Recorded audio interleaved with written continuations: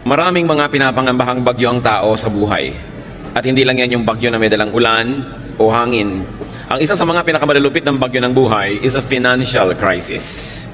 Yung dumating ang sobrang pangangailangan mo ng pananalapi pero wala kang magastos, wala kang mabunot o mahanap. To keep on living, we keep on spending. Therefore, to keep on living, we have to keep making money. Dapat ang tao lagi naghahanap buhay, kumikita, gumagawa ng paraan habang siya ay kumakain, gumagastos, at gumagamit ng maraming mga pangangailangan.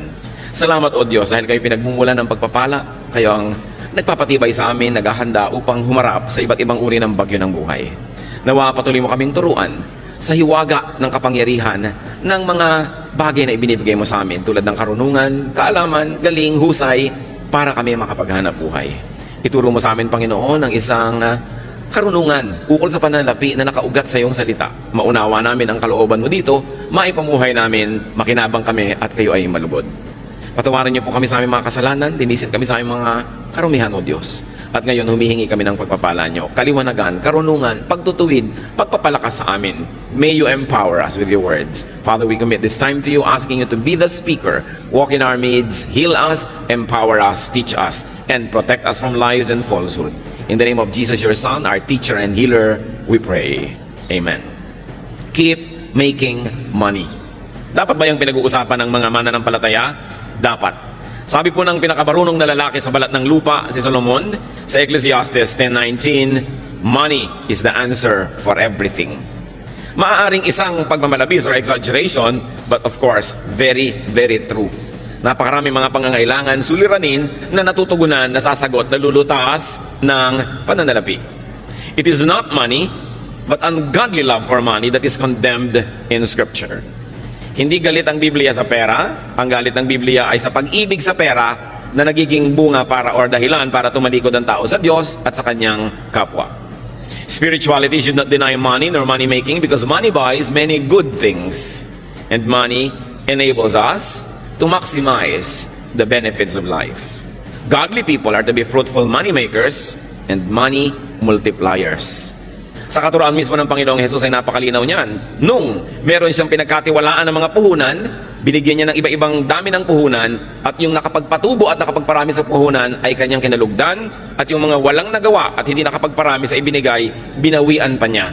Matthew 25:28-29. Sabi ng Panginoon, take the talent from him, from that who did not make it more, and give it to the one who has 10 talents.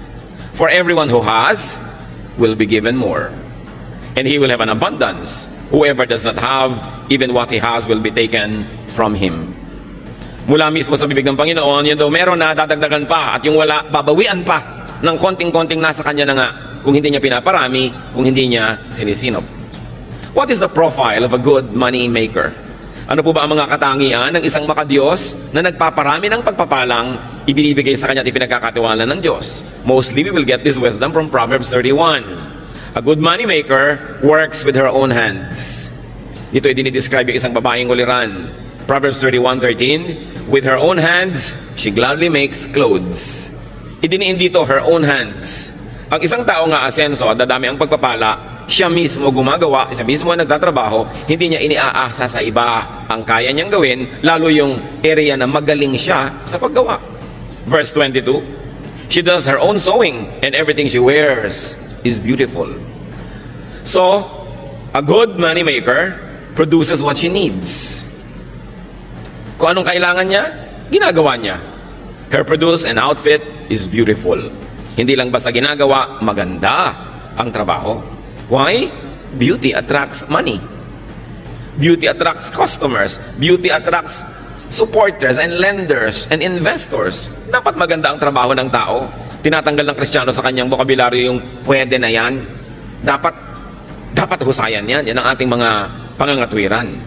Of course, merong mga tao na minamasama nila, no? Yung maganda o yung maluho, kahit pa nga ito ay pinagmulan nito ay pagsisikap. Pero nakikita natin na ikinalulugod ng Panginoon ang pagiging mabunga. This woman, who is the ideal person to make money, produces surplus goods to sell.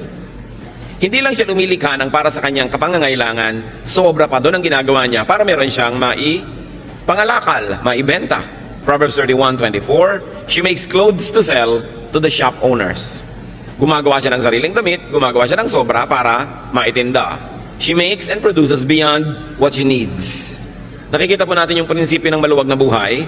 Ikaw ay nagtatrabaho, lumilikha ka ng kailangan mo, at lampas pa sa kailangan mo para meron ka pang maitinda. She invests. She plants. Yung ideal and godly moneymaker. Proverbs 31:16, she knows how to buy land and how to plant a vineyard. Marunong siyang mag-isip, marunong siyang mamuhunan, bumili ng lupa para tamnan. Hindi lang bumibili ng lupa para sa luho o para sa pagpapasarap lang o bakasyonan lang, para tamnan. In other words, pati ang pagbili niya ng lupa, pamumuhunan pa rin. Kasi pagkakakitaan pa rin niya yung lupa na yon. Hindi puro consumption ng iniisip, production ang laman ng isip ng isang taong luluwag, aasenso sa buhay. Proverbs 31:18, she knows when to buy or sell. Magaling siya sa timing. Itong lady of Proverbs 31, dapat yata nasa stock market, ano? She knows when to buy and when to sell. Pinapakiramdaman niya ang panahon, binabasa niya ang takbo ng mga pangyayari sa kanyang paligid. Alam niya kung anong dapat binibili sa ganitong oras at kung kailan naman ito ibebenta para siya ay may kita. A good money maker trades, nangangalakal, nagnenegosyo, and therefore brings home the goods. Proverbs 31:14, she is like a sailing ship that brings food from across the sea. Kamangha-mangha na ang ginawang example dito sa Proverbs 31 ng napakahusay na negosyante ay in the person of a woman. Samantalang male-dominated yung society noon. Nakikita nyo rin ang attitude ng maraming Bible writers and prophets about women. That women, just like the men, are to be productive and must be allowed to be productive. So, pagka inuuwi niya ang mga kung ano-anong mga bagay-bagay na para siyang isang barkong na tumawid dagat at nangalakal, syempre ang uwi niya the best. Iba-ibang variety, the best of every land, the best of every culture, na-enjoy niya kasi marunong siyang maghanap buhay. She works hard. Ito ang luluwag sa buhay, marunong magsikap. Proverbs 31:17, and she always works hard. And verse 18, she stays busy until late at night. Verse 27, she is never lazy. Nakita niyo po ang pinagkakaubusan ng panahon ng babaeng ito, pagsisikap, pagtatrabaho, kahit gabi na. Nangangalakal siya sa araw, lumalabas ng bahay, nagtitinda, nangungulekta ng kanyang mga tubo. At sa gabi, pagdating niya sa bahay, may ginagawa pa siya. Nananahi, nagsusulsi, gumagawa ng mga maititinda, hindi siya tamad.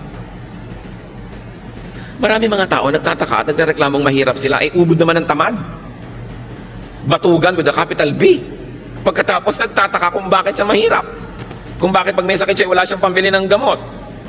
Kung bakit pag gusto niya magpakamatay ay nilaso na hindi niya mabili. Wala naman siyang ginagawa sa buhay niya. Nagtataka pa siya. So nakikita po natin ng ideal person na ito ay merong sobra na production. Hindi yung sa kanya lang, kulang pa.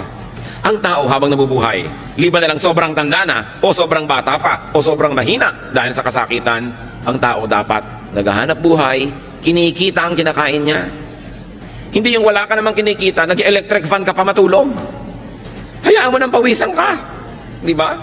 Yung damit ka ng damit, gastos ng gastos, ang ginagastos sa damit, tubig sa paglalaban ng damit mo, kuryente sa pamamalansya, tapos pakalat-kalat ka lang naman, wala ka namang ginagawa, hindi bali ng lukot ang suot mo. Lumalaki lang ang gasto sa buhay. Ang kinakabit ng mga wax sa buhok ay kutakot-takot, pahingi pa ng hingi ng pang-load, ang gusto pang cellphone, yung may folding bed sa loob, wala namang kita. Puro yabang. Yung mga ganon, ang mga nagugutom. O kaya yung mga ganon, ang sobrang kawawa, ang mga kamag-anak na kumikita dahil nakadagan, nakasipsip, no, ng dugo ng kapwa. Dapat, pinapayagan natin, tinutulungan at pinapalakas ang loob ng mga naghahanap buhay talaga. Paano ginagawa yon? Huwag istorbohin. Merong mga kamag-anak, may kaisa-isang nagtatrabahong anak, may sakit yung isa, yung pang may trabaho ang pa-absent din para mag-alaga. Ito na nga lang ang kumikita, ang daming mga walang ginagawang kamag-anak, yung kumikita pang inaabala. May mga babaeng walang ginawa kundi mag-text sa asawa at pauwi ng pauwi, nagtatrabaho yung asawa. Nananabik lang pala na may mga kasama. No? Libangin mo ang sarili mo, makipag-usap ka sa anino mo, makipag-chess ka sa anino mo, huwag mong istorbuhin yung nagtatrabaho. Diba? Huwag lagi na lamang na pagka mayroong kinikita, ipitasan ng pitasan at hingan ng hingan.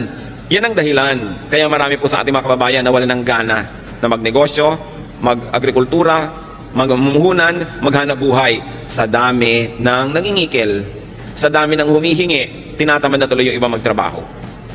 Subukan niyo sa mga malalayong kanayunan, magtayo kayo ng negosyo, ang daming sumisikil ng buwis nyo at hindi lang yung gobyerno ha. Maraming gusto humingi. Subukan mo magbiyahe ng mga gulay, ang daming humaharang sa isang daan. Pag karnaper ka, walang humaharang. No? So napakaraming pabigat at pahirap sa mga gustong maghanap buhay. And many of our countrymen get demotivated na maging productive sila sa buhay. Parang sa mga kamag-anak din, nakakatakot umasenso dahil sa dami ng kakapit sa iyo, lulubog na kayong lahat. Napakahirap magpakita ng konting kaluwagan kasi marami agad mangungutang. Ang trabaho tuloy ng iba kahit meron daing ng daing, kunwari maraming problema sa takot, nahingan sila ng mga walang hanap buhay. Balikan natin itong babae na ito na kinakatawan din ng sino man, lalaki man yon, na marunong maghanap buhay. She is positive. Sabi ng Proverbs 31:25, she is strong and graceful as well as cheerful about the future. Yung cheerful about the future is translated by other versions as she can laugh at the days to come. Magaan siyang kasama, ng palangiti, maganda ang bukas ng mukha, at maganda ang pananaw tungkol sa kinabukasan kasi may naipon. Strength, grace, and cheerfulness are her hallmark. Why? Because she has enough. And not only that, those attributes are also attractive in business. Siyempre, ang gusto mong kadil sa negosyo ay yung masarap, magaan. Hindi yung lagi na lamang parang dinadaganan ng mundo ang problema niya. Ayaw mong nasa paligid ng ganitong tao. Hindi ko alam kung ba't may mga tao ang hilig-hilig dumaing. Samantalang ayaw mo naman siyempre sa taong paladaing, iniiwasan tuloy sila ng mga tao, lalo silang nawawalan. Definitely, this wonderful woman was not a complainer. Hindi siya reklamadora. Proverbs 31:26, her words are sensible and her advice is thoughtful. If you're going to attract income, if you're going to attract business, if you're going to attract good things into your life, you must have good sense, intelligence, and sound advice comes from you. Kasi magandang dagdag yun sa pagkatao. Sino ka ba naman para iwasan ng isang kanegosyo, kasosyo, o kaya binibilhan mo o binibentahan mo na bukod sa maganda ang produkto, maganda pa ang pagkatao at magaan kasama, masarap makita. Kaya lalong nilalapitan ng grasya. A sensible and a good moneymaker gives to people. Hindi niya sinosolo ang pagpapala, she gives to people. Tulad ng nakita natin sa Proverbs 31:20. She helps the poor and the needy. Palabigay. Nag-aalala at nag-iisip sa mga kapuspalad. She gives to the needy and the poor. Sabi ng Proverbs 19:17, he who is kind to the poor lends to the Lord, and He will reward him for what he has done. Ang matulungin, maawain sa mga dukha, sa mga maralita at mga nagigipit, ay para daw nagpapautang sa Diyos. Papayagan kaya ng Diyos na may utang siya sa inyo na matagal? Siyempre, babayaran kayo agad ng Diyos at sobra pa, alangan namang siya pang may utang na loob sa inyo. So, pag nagbibigay ka sa mga kapuspalad, daig mo pa ang nagpapautang sa Diyos. Ibabalik niya agad. At kung hindi mo man maramdamang ibinalik, isipin mo na lang, saan mo namang kinuha yung ipinaluwag mo doon sa mahirap? Hindi ba sa Diyos din ang galing? Nauna na, baka na-advance. Yung mga iba nagsasabi, ba't gumagawa ako ng mabuti, wala pang ibinabalik ang Diyos? Baka naman na-advance na sa'yo. Naghahantay ka pa ng iba, nauna na palang ibigay sa'yo. Along with hard work, this is the best insurance against poverty. To be a good giver. Kasi pinapangako naman sa Biblia, lahat ng tanim may ani. Kung hindi man sa exact person na tinulungan mo yung ani, may ani yun sa iba. O kaya kahit wala ka pang anihin, saan mo naman kinuha yung tinanim mo? Again, na-advance na yon. A godly moneymaker is a good giver. You make a lot of money not only for yourself, but so that you will have much to give away. Very, very godly purpose. Also, she gives to or pays the deserving. Lagi tayong nag-iisip to give to the needy. Nakakalimutan natin to give to the deserving, or at least to pay the deserving. And this woman pays her production partners. Hindi lang sa needy. Marunong siyang magbayad sa trabahador. Marunong siyang magbigay ng parte sa kanyang mga investors. Hindi niya sinosolo ang kita. May mga tao nabibigyan ng Diyos sa pagkakataon na kumita, pero sinosolo. Kanila lang nababawian tuloy. Meron naman hindi marunong tumanaw ng utang na loob, hindi malang magsukli doon sa mga tumulong sa kanila, nagbukas sa mga pinto, nagbigay ng pagkakataon o namuhunan, tumatalikod, nababawian. Ang pinakauna natin dapat na inaasikasong bigyan, yung mga kasama natin sa hanap buhay. Kung kayo ay namumuhunan, edi yung mga trabahador nyo, mga tauhan. Deuteronomy 24:15, tungkol sa pagbabayad ng trabaho, pay him his wages each day before sunset, because he is poor, and he is counting on it. Otherwise, he may cry to the Lord against you, and you will be guilty of sin. Pag pinagtrabahuhan na, bayaran na. Lalo at arawan, yung manggagawa o lingguhan, huwag nang pinapatagal pa. Nakita nyo ang kawawang si Sisa sa No Limit Angere? Nagpuyat para manahe. Nung kanyang i-deliver, hindi nagbayad ang donya. Saka na lang daw, dahil ayaw niyang bumangon mula sa silyon. Samantalang napagtrabahuhan na ng tao. Galit ang Diyos sa mga namumuhunan na hindi nagbabayad agad sa kanyang mga trabahador. James 5:4, look, the wages you failed to pay the workmen who mowed your fields are crying out against you. The cries of the harvesters have reached the ears of the Lord Almighty. Ganoon, ang mga daing ng mga kapuspalat na nagtrabaho na hindi pa binabayaran, nakararating sa langit at sila ibinabawi ng Diyos. Ang mahusay maghanap buhay, mahusay magbayad ng kanyang mga trabahador. Mahusay din siyang magbigay ng parte sa kanyang mga investors. Mahusay siyang magbigay ng produkto sa kanyang mga customer. Lahat nakikinabang pag sa kanya nakikipangalakal. Kaya binabalik-balikan siya, kinakawilihan, lalong yumayaman. Hindi yung mga one-shot deal lang na nang dedenggoy ng kapwa, iniisahan nila yung kapwa, tuwang-tuwa sila, pero wala nang babalik. At siyempre kakalat yung balita, at kung hindi man, wala bang Diyos na nakatunghay sa lahat ng ating transaksyon? Ang mahusay maghanap buhay, lalo't namumuhunan, lets her workers rest. Pinagpapahingan niya ang kanyang mga manggagawa. Hindi lang ito para mga makina. Exodus 20:10, on the seventh day you shall not do any work, nor your manservant or your maidservant. Ito lang ang commandment na talaga namang napaka-thoughtful sa mga manggagawa. Pinagbabawalan yung mga among magtrabaho pagka araw ng pangiling. Bakit? Siguradong pag nagtrabaho sila, madadamay ang mga tauhan nila lahat. Talaga naman nagpapahinga yung tauhan. Tapos yung boss nagtatrabaho. So pinagbawalan ng mga boss magtrabaho at idiniin at nilinaw. Pati ang inyong mga katulong, mga kasamahan, manggagawa, huwag nyo silang pagagawin. Ibig sabihin, bibigyan sila ng 1 day of rest in 7 days of work. So 6 days of work must be broken by a 7th day of rest. It's a command with the working class in mind. Napakabait ng Diyos. Marami pong mga nilikhang mga Diyos at Diyos-Diyosan ng iba't ibang mga kabihasnan, makamayaman lang. Puro mga pang-uuto at panggigipit sa mahihirap ang katuruan ng relihiyon. Pero itong Diyos na ito na gumawa ng 10 Commandments, mahal niya mga manggagawa. Tiniyak niya na kasama sa pinakamataas niyang mga kautusan ang pahinga ng mga manggagawa. So kung may mga masisipag tayong mga money makers, mga kapatid, lalo't kamag-anak nyo ito, kaibigan, huwag dalain. Huwag naman nating dadalain ang palabigay. Kung kayo yung manggagawa, binibigyan kayo ng pahinga, kinabukasan, absent pa. Abuso na yon. Huwag nating aabusuhin yung mapagbigay. Binigyan ka na, sabi nga ng matatanda, na ilubog ang kamao, ilulubog hanggang siko. Aabusuhin ang mapagbigay. Pagsasamantalahan naman ng mabait. Ang nangyayari tuloy, yung mga may mabubuting puso na dadala, tumitigas na rin ang puso.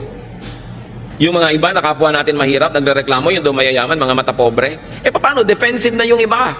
Pag sobra silang bait at palangiti, wala nang ginawa mga tao kundi bumali, o umutang, o humingi, o dumaing. Kaya tuloy kahit mabait, nagtitigas-tigasan ng loob sa takot na mapagsamantalahan ng kapwa. Kung tayo lang sana ay hindi mapangabuso, we will encourage each other to be more open, to be kinder, to be nicer. But people are sometimes obligated to be defensive. Gusto magpahiram sa'yo, pero ilang beses mo nang sinuba. So paano magpapahiram pang muli? Hinihigpitan tuloy ang kanyang dati ay kaluwagan. A good money maker gives to God. Nagbibigay siya sa kapwa-tao, lalo sa mga kasama sa trabaho, at marunong siya magbigay sa Diyos. Malakay 3:10-12, I am the Lord all-powerful, and I challenge you to put me to the test. Bring the entire 10% into the storehouse, so there will be food in my house. Then I will open the windows of heaven and flood you with blessing after blessing. I will also stop locusts from destroying your crops and keeping your vineyards from producing. Everyone of every nation will talk about how I have blessed you. Yan ang pangako ng Panginoon. Sabi niya, ako na makapangyarihan sa lahat. Subukan ninyo ako. Buong-buo ninyong dalhin at ipagkaloob ang inyong ikapuo. At nang mayroong magasto sa aking tahanan, nang may resources, sabi niya gano'n, tingnan ninyo. Kung hindi ko buksan ang bintana ng langit at pabahain sa inyo, ang kutakot-takot na pagpapalang wala kayong pagsisidlan. Sabi sa mga nagtatanim at nag-agrikultura, hindi ko papayagang sirain ng mga kulisa pang inyong mga tanim. Pabubungahin ko ang inyong mga itinanim at hindi ko hayaang malaglag ang mga bunga nito nang wala pa sa panahon. Pag-uusapan kayo ng lahat, pagtatakahan kung bakit blessed na blessed kayo. Pero ito lang ang sikreto, sabi ni Yahweh, give the entire 10% into the storehouse.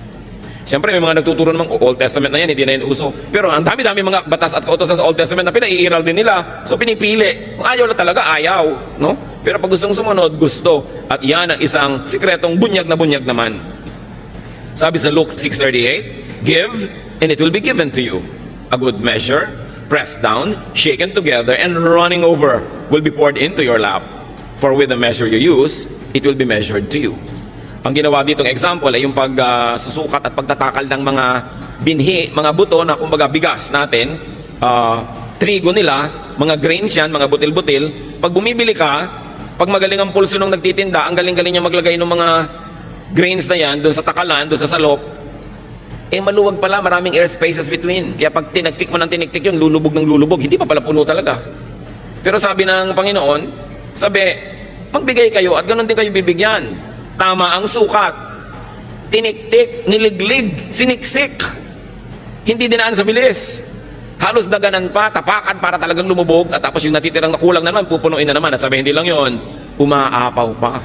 Ganun ang sukat. Tapos malinaw ito mga kapatid ha. For with the measure you use, it will be measured to you. Gusto nyo pala ganun, siksik, niliglig, umaapaw ang bigay sa inyo ng Diyos. Ganun din ang pagbibigay sa Kanya. A good money maker is a good money giver. Because the very spiritual dynamics of receiving is for us to have much more so that we can also give to others, to people, and to the works of God. What is the lifestyle of a godly money maker? Pag makadiyos, pinagpapala, lumilikha ng maraming mga kayamanan, anong uri ng pamumuhay mayroon siya?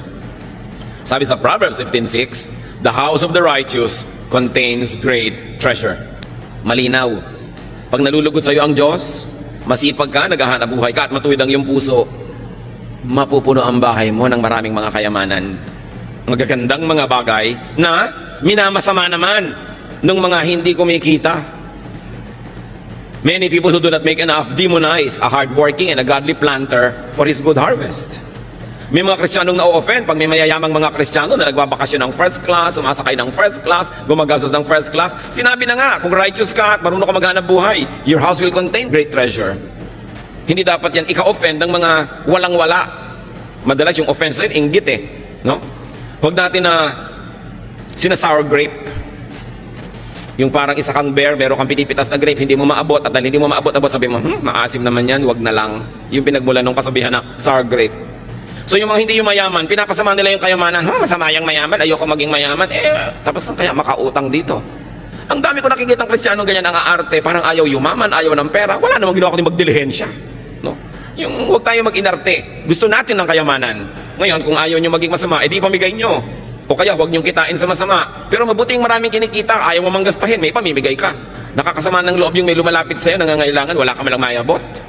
So make a lot of money. What is the lifestyle of a godly money maker? She is comfortable, secure, and cheerful.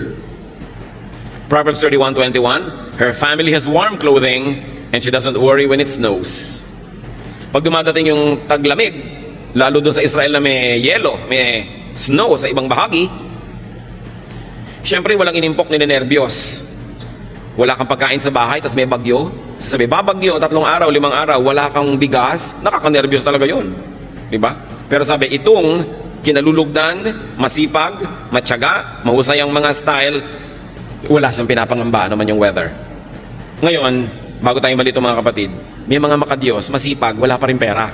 No? Dapat nating isipin kung bakit. Bakit? Kung makadiyos ako, masipag ako, bakit? Wala pa rin ako. Kasi kadalasan yung pinagsisipagan natin, kahit 1,000 taong ka magtrabaho doon, hindi ka naman talaga aasenso dahil sobrang liit ng kita doon. So you don't only work hard, you have to work smart. Titingnan mo, ito bang nakalagyan ko na ito na trabaho at profesyon ay maahahango ako sa buhay kung masipag ako? Kung wala kayong nakikitang pag-asa, dead end yun, dapat lumipat kayo na ibang magagawa sa buhay, be more creative, create more. Kasi maraming Pilipino masipag talaga. Pero yung pinagsisipagan nila parang dead end. Parang wala namang makikita kang asenso dun sa lugar na yon, maliban na lang maging creative sila and reinvent the profession or reinvent their style to make more money. Proverbs 31:25, this godly businesswoman, she is cheerful about the future. Yun yung pinag-usapan natin, she can laugh at the days to come. Sino ba ang pwedeng tumingin sa kinabukasan na may kasamang ngiti? E di yung may ipon. Lalo naman yung may ipon na patuloy pa rin kumikita.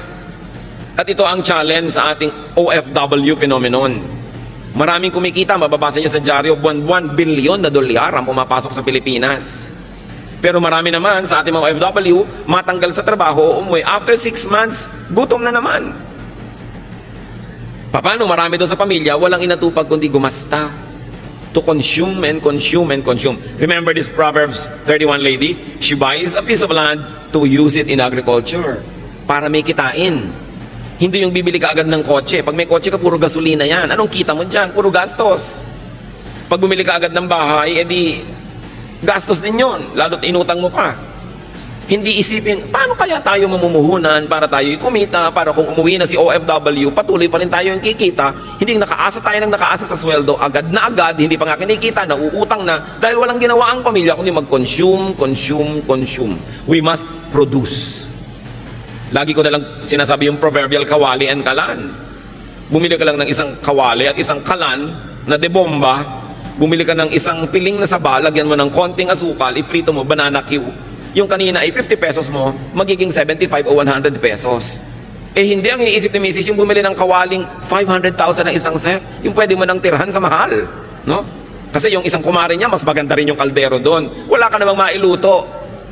At napakarami ko nang nakitang ganyang kaldero na biglang nasa sanla pagkatapos. Ano? Dahil hindi naman masustain. Bibili ka ng ganun, sustainable ba? Kaya mo bang isustain na yan o hindi? Dapat ang iniisip nyo, ako may pera ako, ano kayong pagkakitaan? Taga Quezon ako, ang daming nyug dito. Sinusunog lang nila yung mga bao-bao, tapos itinatapon. Ba't di ko bilhin yung uling? Dalhin sa Lucena o sa Santa Cruz at ibagsak sa mga tindahan doon at maging uling queen ako dito. Or uling king. Ang dapat nyo laging iniisip mga kapatid, paano kaya tayo magkakapera? No? Hindi yung sino kaya mautangan dito? Baligtad ang mga pinag-iisip ng ano kaya ang mabili? Hindi yung ano kaya ang ma-produce? Nakita nyo yung babae, nananahipan ng mga bagay-bagay sa kanyang bahay, gumagawa pa ng mga belt, mga buckles, itinitinda. Eh siya na nga yung mayaman. Maraming mga OFW, pag pupunta sila doon sa Middle East, may galing ng mga kung ano-anong goods galing dito, ititinda doon. Pag uwi dito, may tinda-tinda. Marurunong. Naiinis naman yung iba, mukhang pera yan. Lahat na lang business. Dapat. Pupunta kayo sa isang probinsya, magbabakasyon kayo doon, ba't hindi kayo mamakyaw ng kung ano-anong mga goods dito, ibenta nyo doon para yung pamasahin nyo man lang, mabawi nyo. Ang dami-dami po sa ating mga probinsya, mga kapatid, nabubulok ng mga prutas, nalalaglag ng mga santol, mga duhat, nalalaglag ng mga dalandan. Kung ano-anong naglalaglagan, wala man lang kumukolekta. Samantalang sa Maynila at sa iba pa mga cities, ang mahal-mahal. Hindi lang kasi nagtutugma yung production at saka yung consumption ng mga tao. It's about distribution. It's about attitude. Kailangan ng mga tao, palitan yung attitude. Kung nagsasawa ka na sa hirap, palitan mo ang paraan ng pag-iisip. Kasi kadalasan yung paraan ng pag-iisip at pamumuhay natin ang nagpapahirap sa atin. Kasi marami naman tayong kapwa mahirap at umasenso na iba ang pag-iisip nila. Nag-iba ang pamamaraan. Hindi magic yon. May formula yan. Nag-iisip ka lagi ng hanap buhay and you are willing to break your back to earn your days of pleasure. Challenge yan sa ating OFWs. Kumikita, nagkakaroon ng pagkakataon, dapat ang pamilya hindi puro gastos. Kung hindi man kayo makasave, mag-invest kayo kahit paano. Because a job contract abroad is not forever. Meron niyang wakas. Sabi na Ecclesiastes 11:6, sow your seed in the morning, and at evening let not your hands be idle. For you do not know which will succeed, whether this or that, or whether both will do equally well. Sabi niya, magtanim ka sa umaga, at sa pagdating ng gabi, pag uwi mo, humanap ka pa ng magagawang pagkakakitaan. Bakit? Eh hindi naman kung mo nakapagtanim ka, tutubo yun at bubunga. Eh kung abutan ng bagyo, ng salot, ng peste, o nakaani ka ng marami, pero ang dami ding umani ng marami, bagsak tuloy ang presyo. Sabi, hindi ko man nagtanim ka na, aasahan mo na yon. Gumawa ka pa ng iba. So nakita nyo pinag-uusapan dito, agriculture and commerce. Agriculture and trading or production. Ang dami nating kababayan, ang sisipag, mga magsasaka talaga, pero ba't hindi naaahon sa hirap? Eh kasi yun lang sakang inaasahan. Pagkatanim, lasigan na ng lasigan hanggang anihan. Chismisan ng chismisan hanggang anihan. Eh kung may dumating na bagyo, nasalanta ang goods mo, edi nakatunganga ka. Yun po mga ifugaw.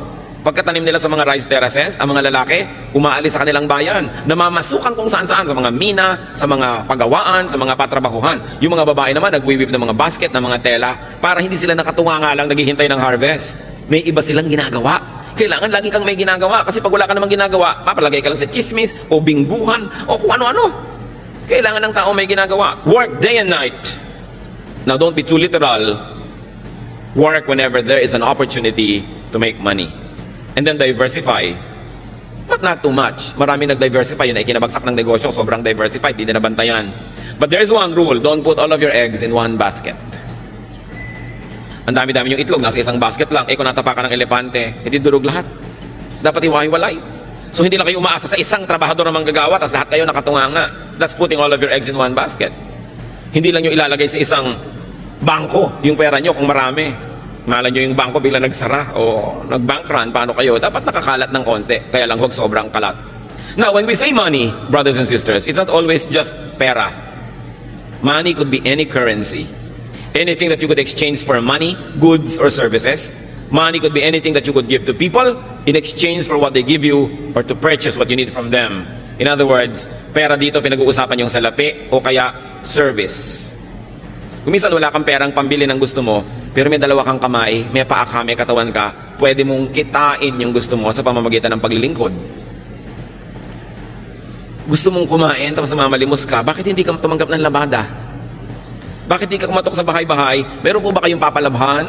Meron po ba kayong kotseng pahuhugasan? Meron ba kayong ipalilinis sa garahe? Diba? Meron ba kayong mga tulya at talabang gusto nyo tanggalan ko ng putik? Maglingkod kayo, huwag kayong manghingi.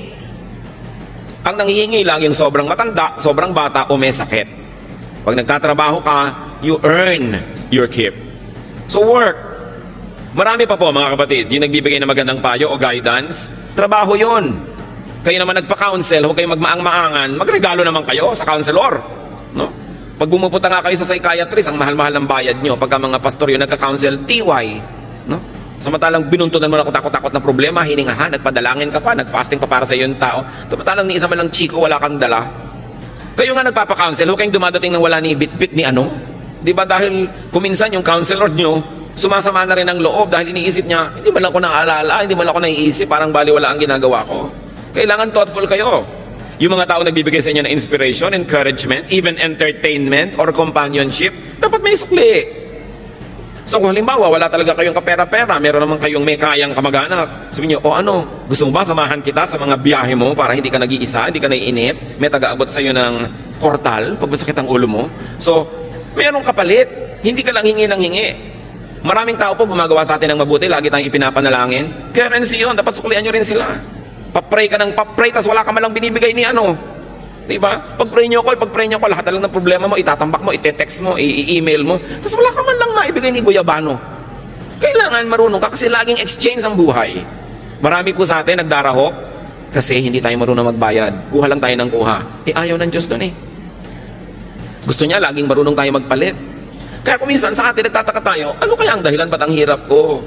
Baka kasi lahat din ng taong nadadapuan mo, pinaghihirap mo. Kaya bumabalik sa iyo yan. Hindi ka blessing sa mga tao. Kahit wala kang kapera-pera, may magagawa ka para sa isang tao. Pupunta po ako sa bahay nyo, sa shining ko lahat ng sapatos nyo dahil puro yata mga gasgas na yung mga sapatos nyo. O di may blessing kang nagawa sa tao. Hindi yung hihingi ka lang. Kahit kamag-anak mo, kahit kuya mo, kahit bayaw mo, nanay mo, tatay mo, meron ka dapat ipalit. Lagi. Hindi mo siya binibili. Gusto ng Diyos, nagpapalit tayo. Nagsusukli. Para kinakatuwaan ka at pag natuwa sa'yo, bukas, maalala ka na naman niya. Hindi pag nakikita ka na allergic yung tao, pinapantal, no? Dahil daig mo pa talaga ang allergy.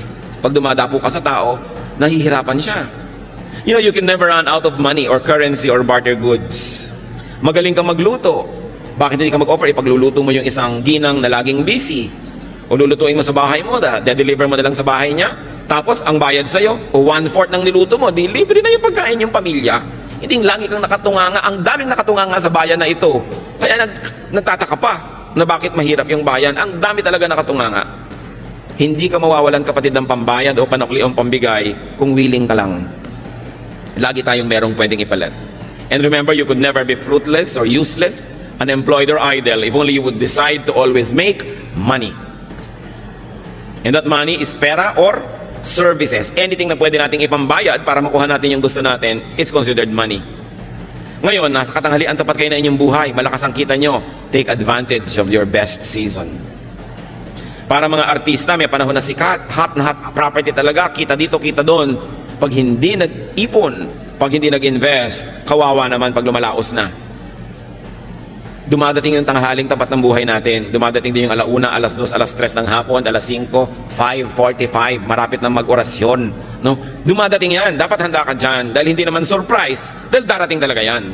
So earn the most, invest the most, save the most. Sabi sa Proverbs, look at the ant. Yung daw langgam. Marunong magtrabaho. Pag panahon ng tag-ani at tag-araw, kolekta ng lahat ng maiuwi. Kasi darating ang tagulan na hindi na niya magagawa yon.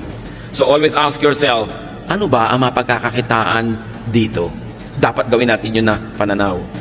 Maglaro kayo ng sungka. Sa mga naglalaro pa ng sungka, hindi ba lagi dapat may sube? O yan, magsusubi ka, tsuk, naglagay ka sa bahay mo. Hindi yung pwedeng ikot ka lang ng ikot, wala kayo nilalagay dun sa bahay. O, sube, ganun. Para meron kang naitatabi. Alam nyo, sabi ng isang may doktorado sa anthropology, yung sungka daw, ang sinaunang computer ng mga Pilipino. Talagang taga-compute. May nagsasabi pa na yung abacus noon ng China, apo lang ng sungkahan. At meron pang nagpapatotoo na only in the recent past, maraming mga tindera sa probinsya gumagamit ng sungka pang compute ng mga sukle at bayad. Ang mga sinaunang Pilipino po ay mga negosyante. Hindi sila katulad ng mga sinasabi ng iba ngayon na mga tamad daw. Mga negosyante, mga importer and exporter. At very good ang credit standing. Alam natin yung napakarami mga sasakyang dagat galing China, galing sa ibang bansa na dumarating dito para makipangalakal sa ating mga ninuno. At ang ating counting system, very elaborate ha. Sa bawat isang zero, meron tayong dinadagdag na salitang po, 10, 20, 30, di ba? Dagdagan nyo pa ng isang zero, daan. 100, 200, 300. Isa pang zero, libo. Dagdagan nyo pa ng isa pang zero, 10,000 na yon, laksa. May salita tayo dyan, laksa. Ang Greek culture, ang Hebrew culture, ang maraming cultures hanggang 10,000 lang ang bilang. Pero sa Tagalog, meron tayong 100,000, yuta. Meron tayong 1,000,000, angaw. At meron tayong 10 million, kati. Meron tayong 100 million, bahala. At meron pang 1 billion, gatos. Ang daming magbilang ng mga Pilipino nung araw. Di ba? Talagang mahusay magbilang. At sinasabi nila, yung unang pera sa China, kauna-unahan, yung sigay, yung pangsukha natin na shell, dito mga galing lahat. Na napakalaki daw na mga kalakalyang sigay na yan na ine-export natin to China, kaya marunong magbilang yung mga Pilipino, kaya may sungkahan. No? Talagang mahusay mag-count. Nawala yon because of colonialism. Nung inangkin ng mga Kastila, ang mga lupain, pinagtatrabaho lang yung mga tao bilang mga kasama. Nagtatrabaho ka, hirap na hirap ka, sa iyo yung trabaho, doon sa may lupa na kumamkam yung ani. Kaya daang-daang tao na wala ng gana ang tao magtrabaho. Kasi kahit anong sipag ang gawin mo, mahirap pa rin ang ending mo. So ba't ka na lang daw magpapakahirap? Pero dapat na natin baguhin yung pananaw na yon. Nakasama sa ating kabihasnan yung pagbibigay ng kalakal sa iba't ibang tao. Ikaw na lang yung taga-bili, taga-utang at taga-hulog. Kailangan marunong mangalakal. And as you grow old, continue being precious and useful and functional. Your goal, believer of God, is that you should be a lender, not a borrower. Magandang mga pangarap yan at magandang plano sa buhay.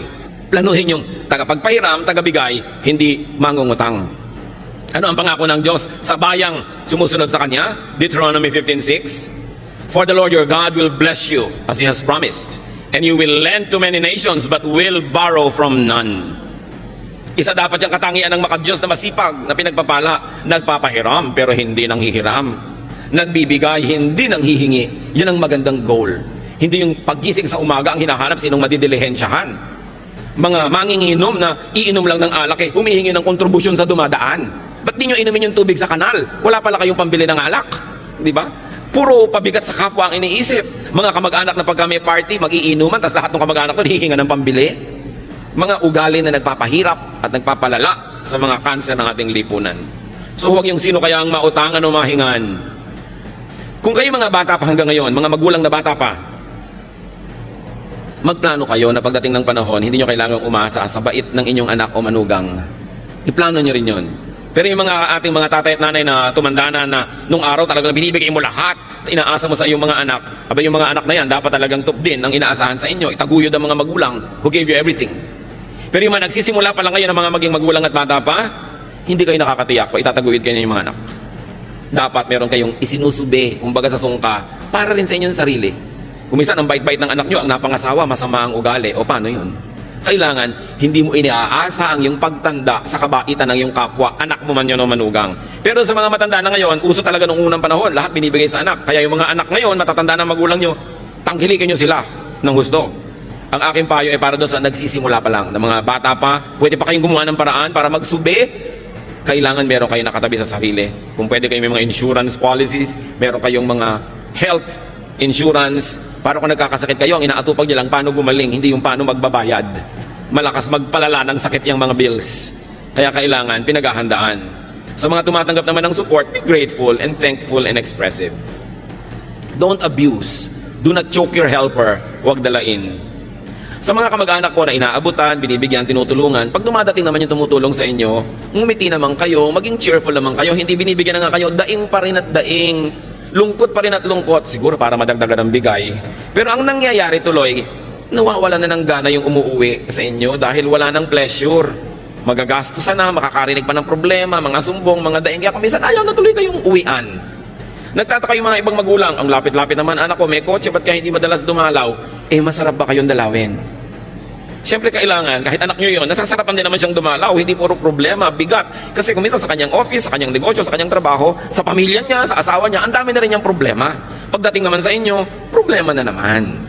Kailangan, pleasure tayong puntahan because there's a basic human nature. Anything pleasurable, we like to repeat. Anything unpleasurable or painful, we avoid repeating. So pag lagi kayong dinadalaw, alam nyo na yun, masarap kayong puntahan. Pag hindi kayo naaalala at pinupuntahan, baka hindi masarap na karanasan. Tuloy nakapangingibabaw na yung iba nilang problema o katamaran o ibang mga gagawin. Pero kung masarap kayong puntahan, ipaglalaban niya na puntahan din eh. Kaya kailangan, meron tayong panukli. At hindi yun pera, mga kapatid. Yung may mabait sa inyo, pero maganda rin yung pakitungan nyo sa kanya, meron kayong sukli. Hindi puro take. At least, when we receive good things from people, we should be fun. And we should be pleasant. Pambaya din yun na napapasaya nyo ang kapwa. Now, very importantly, brothers and sisters, if you want to really be able to laugh at the days to come, put a little love away. Magmahal kayo, maging mapagmahal, because love is a great currency, if not the greatest. Yung may naitanim tayong pag-ibig sa ating kapwa, hindi na natin sila kailangan palalahanan, maaalala tayo ng kusa. Yung pagmamahal na itinatanim natin, yun ang napakasarap pag namunga. So, while we are alive, we keep on spending. So if your health or age does not prevent you, you must keep making money.